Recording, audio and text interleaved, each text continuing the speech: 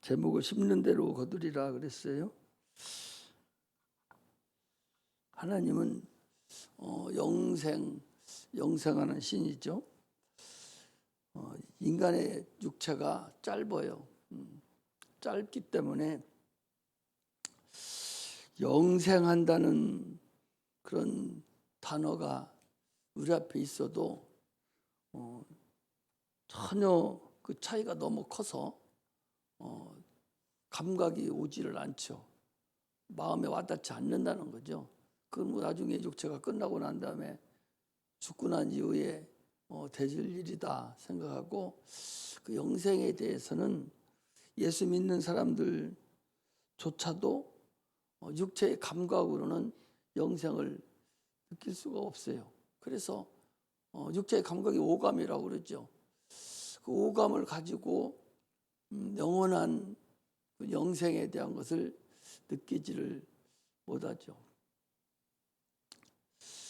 영생이라는 것을 실감나지도 안 하고 깨달을 수도 없고, 오직 성령으로만 하지 않는다면, 성령으로 하지 않으면 불가능한 것이고 알아들을 수도 없는 것이 이게 영생이에요. 그러므로 우리 기독교가 영생을 추구하는데, 영생이 없다면 예수 믿는 자체가 의미가 없죠. 영생이 없다면 뭐하러 예수 믿어? 세상에 육체가 있는데 육체는 나름대로 열심히 노력을 하면 잘 살 수 있어요. 그러나 그것이 잘 살 수 있지만은 창세 이래로 열심히 해도 못 사는 사람들이 있죠. 자기 선택을 잘못했다든지 자기의 사는 방법이 잘못됐다든지, 그렇게 해서 어쨌든 창세 이래로 잘 사는 사람, 못 사는 사람은 항상 존재했었어요. 그러나 잘 살든 못 살든 그 삶은 참 한시적이죠. 잠깐만. 그렇지 크게 그렇게 어렵지 않습니다. 아무리 가난한 자도요, 10년 이렇게 지나면 10년 15년 이렇게 지나면요, 육체는 해길 나요. 애기들 어린 것들 데리고서 3명 5남매 3남매 6남매 데리고 막 그야말로 엄청 어렵게 쌀을 구워다 먹이면서 이게 살아도요, 10년 지나면 걔네들이 다 커서 제법벌이하고 이러면서 다 또 가정이 이렇게 핍니다. 요즘이야 뭐 못 사는 사람들이 없어서 쌀 구러가고 그런 건 없지만, 그러나 옛날만 해도 쌀을 구러 다녔죠. 한 50년생이니까 6.25가 50년에 일어났잖아요. 그리고 60년 됐을 때 10살 때는 얼마나 어려웠거나 생각해보고, 폐허 위에서 살았으니까 전쟁이 일어난 10살, 7, 8살 때는 얼마나 어려웠겠어요. 그야말로 지금 북한보다 더 어려웠죠, 그 당시에는. 그런 어려움을 사서 먹는 거, 이거 하나 채우기도 힘들어요. 그래서 식구가 많은 집은 그래서 그 먹는 걸 다 소화를 못 시켜서 아기를 다른 집에 줘요. 입 하나 던다고 이렇게 줘서 주거든요. 그것이 옛날에 우리나라 삶이었어요. 그러나 그렇게 어렵게 막 바등바등해서 살아도 10년 15년 지나면 그거 다 풀려요. 풀려요. 또 잘 살던 사람들은 나이가 먹어가지고 또 폐가 또 집이 또 꼬부라지는 집이 또 있어요. 이렇게 육체의 삶은 잠깐 있다가 없어지는 거기 때문에 한시적이고, 그러나 항상 잘못 사는 것도 아니고 항상 잘 사는 것도 아니고 항상 건강한 것도 아니고 항상 약한 것도 아니에요. 육체는 새옹지마라고 그래. 그래서 새옹지마. 세상에 살다 보면 산도 만나고 산도 넘어야 되고 강도 건너야 되고 또 똥도 받기도 하고 돌로 채이기도 하고, 이게 인생살이에요. 그러나 그것은 잠깐이라고. 그 잠깐 있는 세상이 다인 것 같이 그렇게 애를 쓰고 몸부림치잖아요.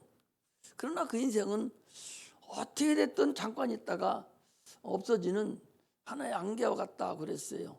그래서 베드로전서에도 그랬죠. 한번 베드로전서 한번 찾아보겠습니다. 베드로전서도 좀 보면은 뭐라고 돼 이렇게 돼 있어요. 베드로전서 1장에 보면 이렇게 돼 있어요. 모든 육체는 풀과 같고 24절에 베드로전서 1장 14절에 모든 육체는 풀과 같고 그 모든 영광이 풀의 꽃과 같으니 풀은 마르고 꽃은 떨어지되 오직 주의 말씀은 세세토록 있도다 하였으니 너에게 전한 복음이 곧 이 말씀이니라 그랬어요. 이 모든 육체는 풀과 같다는 거예요. 그리고 그 육체가 잘 살고 잘못 사는 그 영광은 풀의 꽃과 같다는 거예요. 그 풀꽃 그 잠깐 있다 없어지는 거잖아요. 아니 전두환 대통령이라든지 전에 있던 노태우 대통령이라든지 그 전직 대통령들 그 보셔봐요. 별도 따오라면 따오라 할 정도의 그런 권세가 대단했었는데 다 영창 갔다 오고 죽을 때는 어디 묻을 데가 없어서 지금 전두환 대통령 그 가루는 집에 놓고 있어요. 어디다 넣는다 해도 못 넣게 하고 이래서 갖고 있다고. 그 영광이 하나의 풀의 꽃과 같이 참으로 아무것도 아닌 그 영광을 위해서 그 육체를 위해서 허겁지겁 사는 것이 인생이 전부 다인 줄 아는 것이 참 불쌍하죠. 그러나 우리 기독교는 영생이 있는 종교예요. 영원한 것이 없다면 그 영원한 것이 있다는 것을 여러 방법으로 지금 가르쳐 주고 있어요. 그걸 못 알아들어서 그러지 가장 쉽게만 생각해도 간단해요.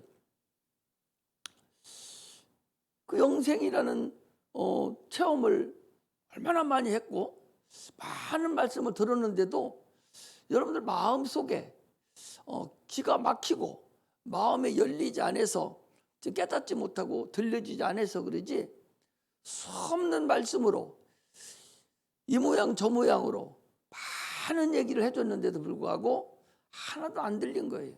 그래서 오직 육체만 다인 줄로 착각하고 살아가는 거죠.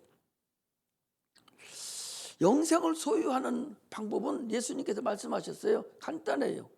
오직 믿음이라는 거예요. 예수 그리스도만 믿으면 그럼 바로 영생이에요. 왜? 예수가 누구냐? 영생을 가지고 오신 분이거든요. 생명을 가지고 온 분이 예수예요. 그렇기 때문에 그분만 믿으면 그냥 게임 끝나는 거예요. 그런데 그걸 지금도 육체가 큰 줄로 착각하는 거예요. 이 세상 풍속이라는 게 뭐예요? 에베소서 2장 1절에 허물과 죄로 죽었던 너희를 살려주다. 이게 죽었던 너희가 뭐예요? 뭐가 죽었었다는 거예요? 영혼이 죽었었던 너희를 살렸다는 거예요. 육체가 죽었던 너희를 살렸다는 소리가 아니라 허물과 죄로 죽었던 너희를 살리셨도다. 에덴에서부터 죽었던 너희를 주님이 오셔서 살렸는데 근데 죽었을 때가 어떤 때냐니까 이 세상 풍속을 쫓고 공중 권세 잡은 자를 따라다닐 때 이 세상에 믿지 않는 사람 속에 역사하는 영 이것이 바로 죽었을 때라는 거죠. 그것을 살리신 분이 주님이라는 거예요. 죽었던 우리를 생명을 집어넣으셔서 믿음으로 생명이 내 안에 들어오고 그 말씀 진리를 주셔서 그 진리를 계속적으로 내가 먹음으로 인해서 믿음으로 인해서 내가 그 말씀을 순종함으로 인해서 내가 영생을 얻는 거예요. 이렇게 간단한데 이것을 이야기를 하려고 설교를 계속하는 거거든요. 그러므로 그렇게 해서 구원받은 자들이 육체가 있는 이 시간 동안에 하나님을 섬기며 살아가는 것이 이게 신앙생활이에요. 믿고 구원받은 자들이 자기를 구원시킨 그 주님을 향해서 살아가는 삶이 그게 신앙생활이에요. 예수 그리스도 하나님을 섬기며 예수를 믿으면서 살아가는 그 삶, 그 삶이 신앙생활을 하는 거잖아요. 그래서 요한복음 17장 3절에도 영생은 유일하신 참 하나님과 그가 보내신 자곧 예수 그리스도를 아는 거라고 그랬어요. 하나님을 모르기 때문에, 예수를 모르기 때문에 지금도 계속적으로 세상을 향해서 진리를 찾는다고 좀 나가고 있는 거죠. 예수 그리스도를 아는 거라는 얘기는 믿음을 얻는 거예요. 예수를 믿는 겁니다. 예수를 체험하는 거죠. 그래서 히브리서 11장 1절에 믿음은 바라는 것의 실상이요 보이지 않는 것들의 증거다. 믿음을 가지고 소망이 있는 자들, 그런 자들은 그 소망이 바로 실상으로, 실제 상황으로 나타나는 것이 믿음이라는 것을 우리는 알아야 됩니다. 하나님께서 인간을 진단했을 때 멸망한다는 거죠. 요한복음 3장 16절에 하나님이 세상을 이처럼 사랑하사 독생자를 주셨으니 저를 믿는 이는 멸망치 않고 영생을 얻게 하려 하심이라. 멸망한다는 거예요. 멸망하는 사람들의 처방으로 주신 분이 주신 것이 뭐냐? 그게 바로 예수 그리스도예요. 왜 멸망하느냐? 영생이 없으니까. 생명이 없어서. 영원한 아담에서부터 선악과를 먹음으로 인해서 영원한 생명이 사라져 버렸어요. 그래서 주님이 다시 오셔서 우리에게 영생을 주셨는데, 없어진 인류의 피조물에 대한 영생을 주신 것이 아니라 독생자 아들의 창조주의 생명을 우리에게 주신 것이죠. 내 피를 받아 먹어라, 마셔라, 내 살을 받아 먹으라 하듯이 주님께서 영생을 우리에게 주심으로 인해서 이제 예수 그리스도를 믿음으로 인해서 누구든지 영생을 얻는 거예요. 그런데도 불구하고 계속적으로 사람들은 육체만 다인 줄 알고 참으로 허덕거리고 살고 있죠. 그런데 지금 세상은 갈수록 여러분 어렵습니다.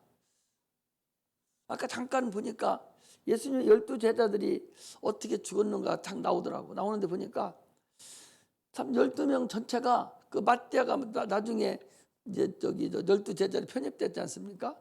그 마띠아까지도 다 순교를 당했는데 어마어마한 순교를 당했어요.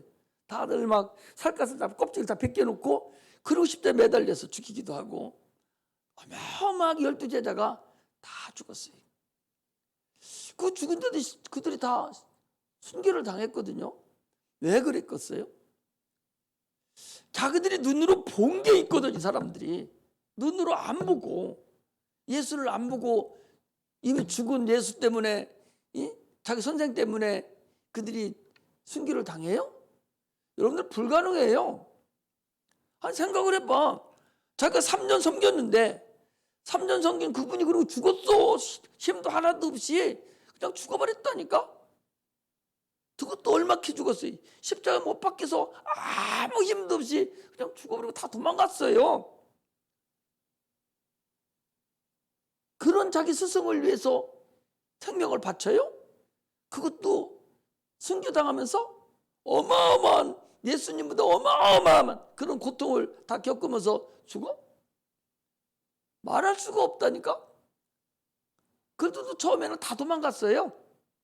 그러나 마가의 다락방에서 성령이 임하신 이후부터 어마어마하게 그들이 다 죽었어요. 다 한 사람도 빼짐없이 다 순교당했어요. 왜 그랬겠어요? 체험한 것이 있거든요. 눈으로 본 것이 있거든요. 분명히 자기 스승이 죽었는데 그가 다시 살아난 걸 눈으로 봤다니까. 눈으로 봤어. 그리고 또 자기 눈으로 하늘로 올라가는 걸 또 봤어요. 그리고 가시면서 내가 성령을 너희들이 보내줄 거다. 그러면 너희들 권능을 받으라. 이러고 가셨는데, 그리고 여기 떠나지 말고 여기 있으라. 그 열심히 기도하는 중에 성령 임함으로 인해서 그것이 다 생각이 난 거예요.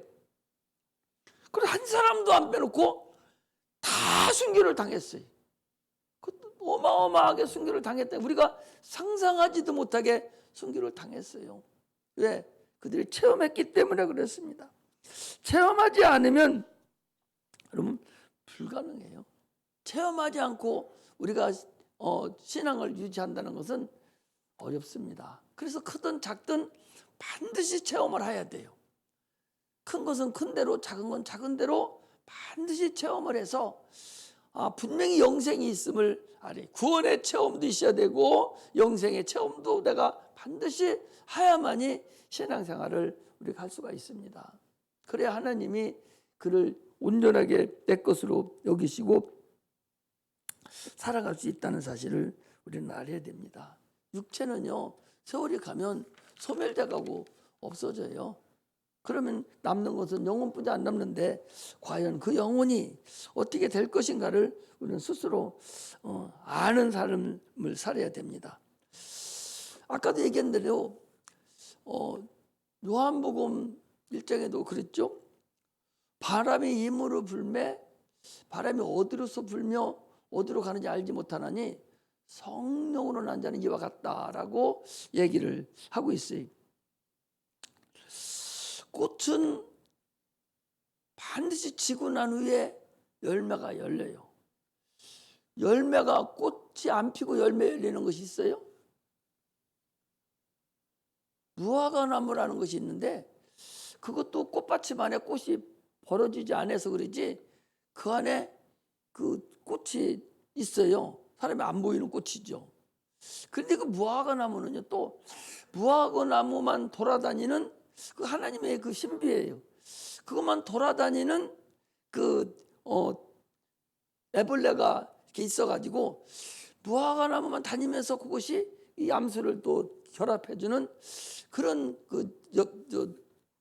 그 벌레가 있다는 거예요. 그래서 그것을 인해서 무화과가 열리고 이제 그러는데 열매는 반드시 꽃이 피고 난 다음에 열매가 열리는 거죠. 그런데 우리의 부활이라는 것은 육체가 반드시 죽고 난 후에 부활이라는 것이 있어요. 예수님께서도 나는 부활이요 그랬잖아요. 우리도 반드시 육체가 끝나고 나서 그러고 나서 부활체가 나타나는 거죠. 그래서 꽃이 활짝 피고 그 꽃이 사라지고 난 다음에 열매가 열리죠. 우리 인생의 역사도 동일하다는 거죠. 육체가 활짝 피고 난 후에 그 후에 부활의 역사가 죽음과 부활의 역사가 반드시 나타납니다. 그러므로 육체가 필요 없는 게 아니에요. 육체가 없으면 여러분 여기 나와 있을 수도 없고 기도할 수도 없고 찬양도 드릴 수도 없고 아무것도 못해요. 육체가 그렇게 중요하다고요.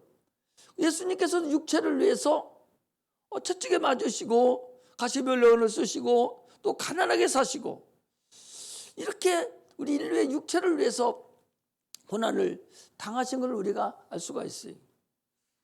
그 육체를 참으로 잘 보존해 주시고 부함을 나타내 주시고 그걸 사는 것은 결국은 영혼을 위해서 네가 육체를 사용하라는 것이지 육체만을 위해서 사는 그런 것이 아니라는 사실을 우리가 알아야 됩니다. 그래서 오늘 본문에도 거기가 그거예요. 본문이 지금 뭔 소리를 하고 있는 거니? 거기에 8절에 보니까 자기의 육체를 위해 심는 자는 육체로부터 썩어질 것을 거두고 성령을 위하여 심는 자는 성령으로 영생을 거두리라.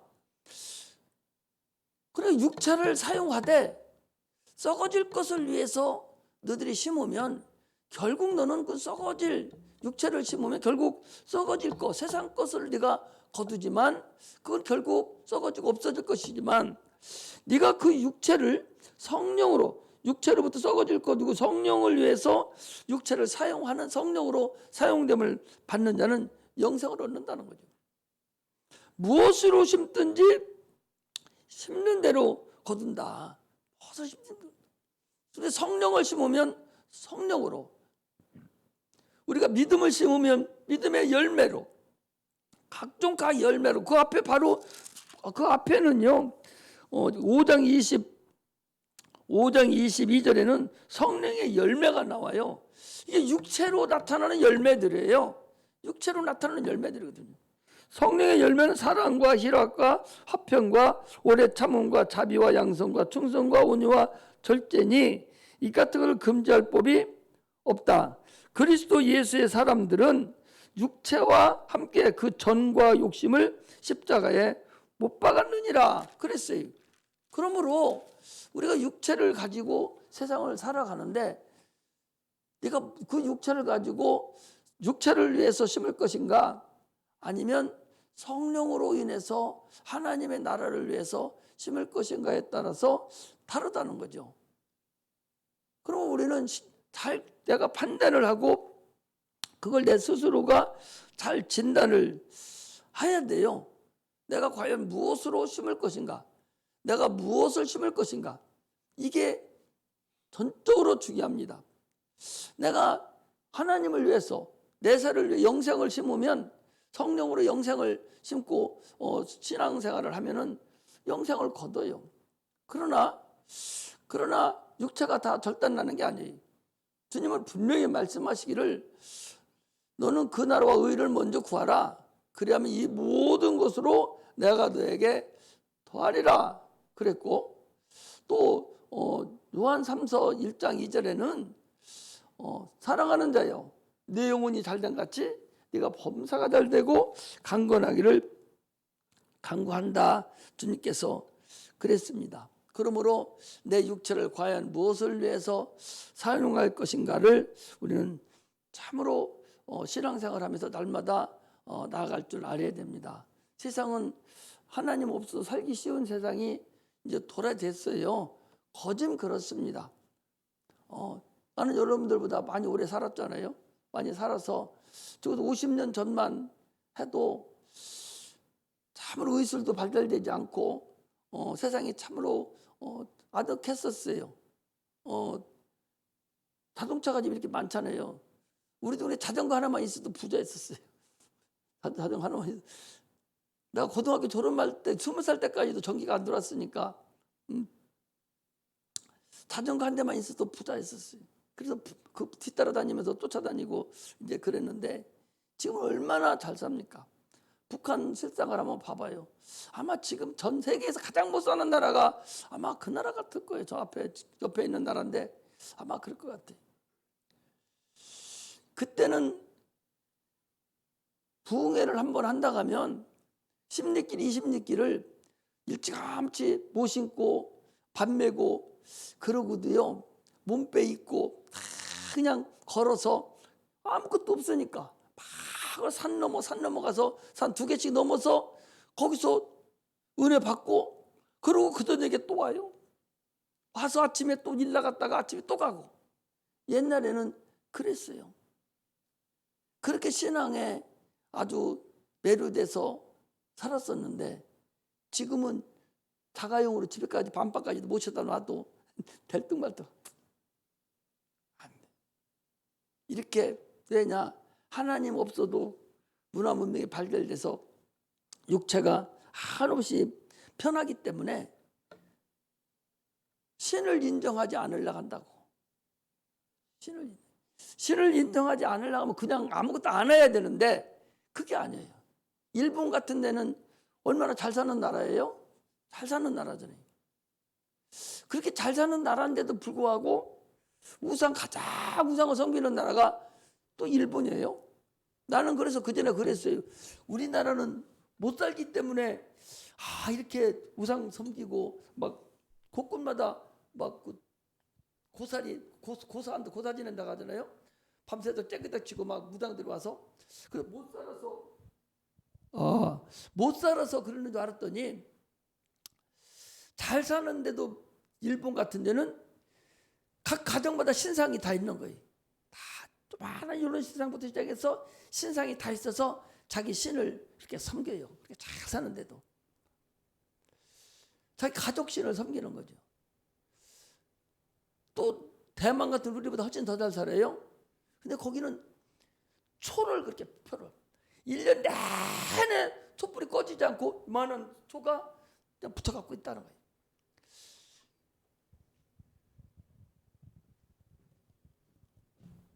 유일신을 섬기려고 하는 것이 아니라 각자가 자기 스스로의 신을 섬기려고만 하지, 자기 영혼을 섬기려고 하고, 영혼이 누군가, 나라는 존재가 누군가를 알려고까지도 하지도 않는 자가 오늘날 인간의 죄악상이라는 것을 알아야 됩니다.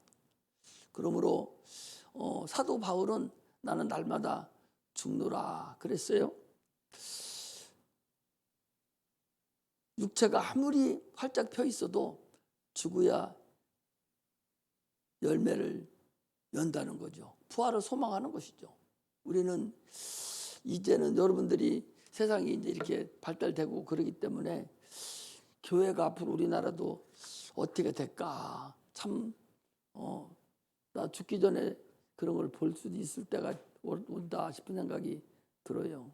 그러므로 여러분들 이럴 때 내 영혼을 참으로 잘 건사해서 조금 더 영혼을 허스럽히지 아니하고 끝까지 내 믿음을 지켜내는 그런 지혜로운 자가 되시기를 주의 이름으로 축복합니다.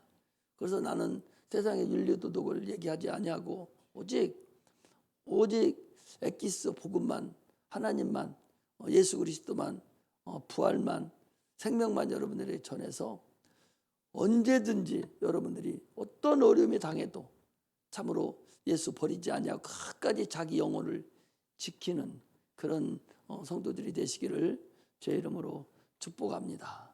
기도하겠습니다.